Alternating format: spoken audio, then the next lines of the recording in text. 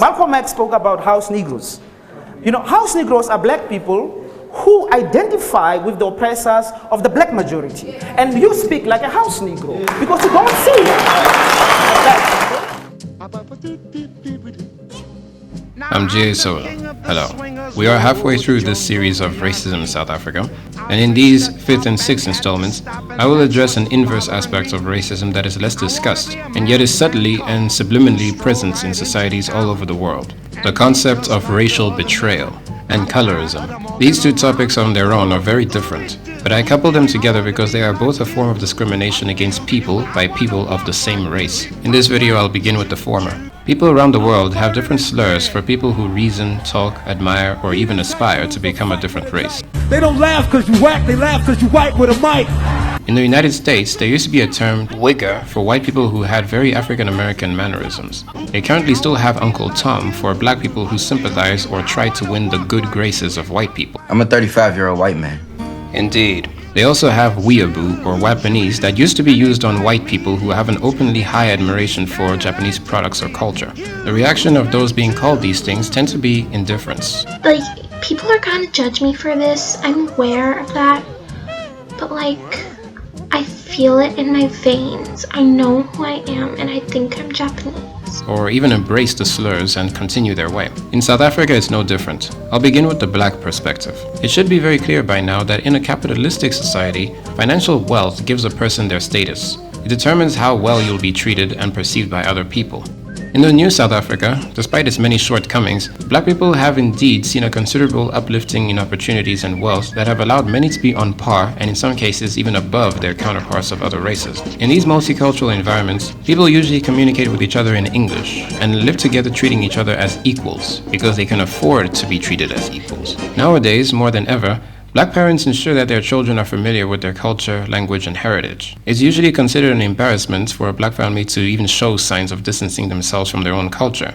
But this becomes difficult to avoid when a black family lives in an environment that has little to nothing to do with their own culture or people. Here I'm referring to predominantly white areas. Children growing up in such environments may have an interest in local affairs, but are mostly influenced by Western media. Now, it doesn't matter what race a person is. When the majority of people in your environment bear a certain culture, it will be difficult to avoid adopting their influence, and so hence the rise of the coconut, a person who's brown on the outside and white on the inside. So now you know if a person calls a black person a coconut in South Africa, they're not calling them empty-headed or stupid or anything, they're calling them a kiss-up or a traitor.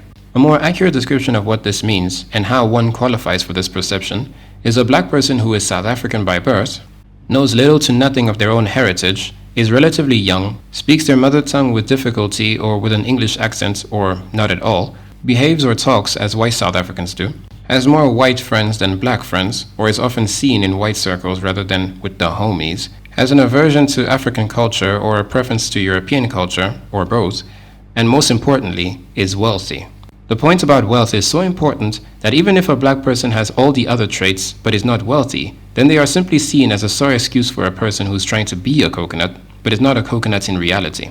Now, the reputation of a coconut, especially in these tense times, is very negative because remember, more than half of the black population is still in poverty and rural areas. So there's firstly the aspect of jealousy from the less fortunate. A common example of these interactions is in fancy restaurants or visits to white friends. Black waiters or domestic workers will more often than not treat the black person in their midst with contempt. This is interesting because it would appear that the only thing that an anti-white racist hates more than whites is a person of their own race that acts as whites do, or seems more white than black. Because racism is not just about skin color. It's about the attributes and culture that is socially attached to that skin color, or rather stereotypes. So in other words, the only person more hated than the enemy is the traitor among you. Now, this is not to say that coconuts are angels themselves. In fact, another thing that they're known for is their arrogance and condescending attitude toward people of their own race. And so, since these coconuts have no place among their own folk, they attach themselves even more to those who do accept them and treat them kindly. Years ago, there was a case of a black family that sought their child whom they lost in the past. When they eventually found her, she had been adopted by a wealthy white family and was already about 12 years old by then. At that point, she had no knowledge of her biological family, culture, language, or original home, and now only spoke Afrikaans and some English. Now, the home to which her biological family wished to take her was in a rural area where she would be subjected to the harsh reality that most black South Africans endure. She obviously refused, and so did the white family, But the law really didn't care about how they felt about it, and the family regained custody over their once lost child, and they lived happily ever after, I think. It's quite a debate amongst people, because on one side, people value culture and blood relations more than the well-being or even preference of the child. And on the other hand, people value the question of who can take care of the child best, regardless of if they remain ignorant of the culture of their biological family or the culture that's attributed to their race. You ever stop to think how Isaiah must feel living in a world where he never sees anyone like himself? What's your point, Mr. Lewis? That our skin isn't the right color? That we're incapable of teaching this child what he needs to learn? That I can't raise Isaiah up to be an honorable man because my skin is white? What about love? You haven't even spoken that word here. Or doesn't that fit into your equation of black and white? And what about Isaiah? How does he fit into all of this? Or is it more important that we be politically correct? In the end, however, there will always be some form of discrimination against people whose race and culture do not seem to match. So while there are people who are subjected to this fate by birth, of which they have no control over, there are individuals who consciously choose to reject their own culture and race. I'll discuss this in the next part of this series. Blacks are not oppressed by anyone in South Africa. Wow! You are the gatekeeper of whiteness. You represent the gatekeeper of whiteness. And you sold us out. You sold us out. Now, being called a coconut is not necessarily the same thing as being called a sellout. A coconut is known for his state of being. A sellout is known for his actions. I think you got nothing out of it. But we have a class of black people here who are multi as we should have. Yes. A person is usually considered a sellout if they actively show signs of siding with a race other than their own in different matters. This can be through support, advocacy, solidarity, or sometimes even mere sympathy for another race. For example, if a person is seen distributing free food to a poor white community, questions would arise as to whether he does the same for his own race. If people discover that he does not, they dub him a sellout, regardless of his reasons for doing so. People outside South Africa usually speak very highly of Nelson Mandela, but many South African citizens actually consider Mandela himself to have been a sellout due to the conditions under which South Africa exchanged governance. People usually point out that these conditions would ultimately simply have black faces in government, but the situation for most blacks and whites would remain the same, in that most blacks would remain poor while whites remained rich. This itself is a debate for another time, but is another example of what is considered to be selling out. Now, regarding other races, the same thing definitely occurs, but there are differences due to the country's socio-economic reality. It's interesting that there is no widely used term for a white person who prefers black company or has black mannerisms in South Africa. This is for a few reasons. Firstly, there are much fewer reasons for a white person to even be in a predominantly black neighborhood because most white South Africans have the financial means to live elsewhere. However, white people who do become poor to the point of homelessness often form a community and live together as whites, usually Afrikaners, because it's quite difficult for them to receive government support because most government support for the destitute prioritizes blacks, and even they don't get much out of it. So in other words, it's very rare that a white person would find himself living and growing up in a predominantly black community, but it does happen. In such cases, however, there is less hostility towards them from their own race, as opposed to blacks against coconuts, because whites who are among blacks are usually poor, while blacks who are among whites are usually rich. So sadly, for a black person to be among whites, it's seen as a step up, while for a white person to be among blacks, it's seen as a step down. So there's no cause for sympathy for blacks among whites because they're already well off. Though I should say that this is an overgeneralization. There are plenty of multiracial neighborhoods where people are all middle-class citizens. And for such whites who are not poor but have black mannerisms, the only whites who take issue with it are conservative Afrikaners.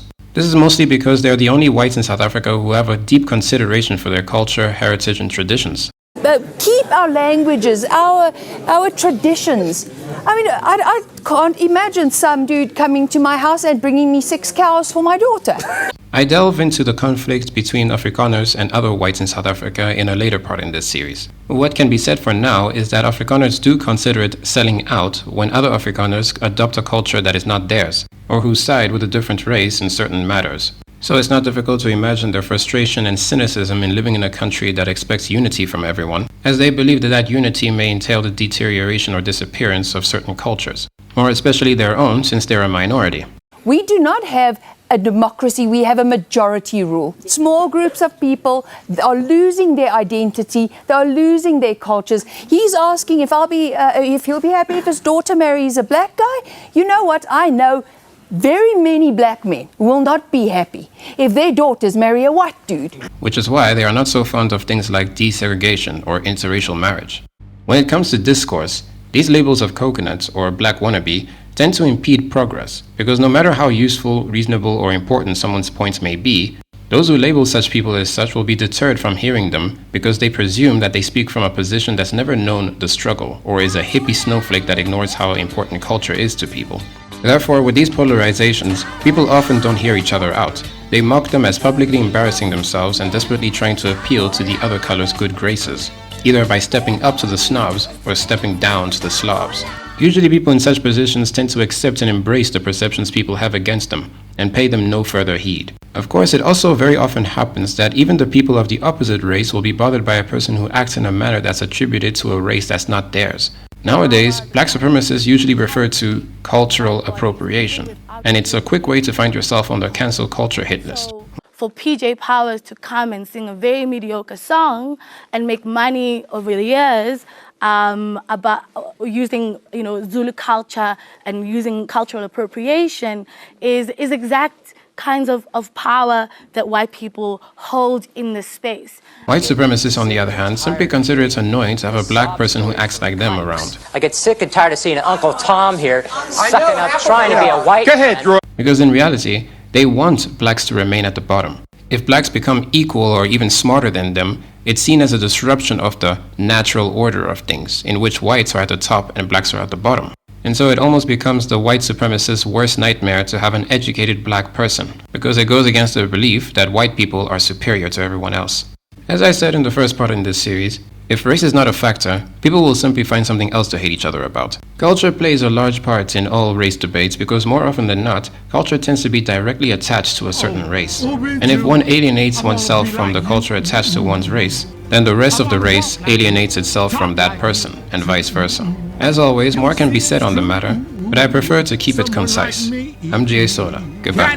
To be like someone like you.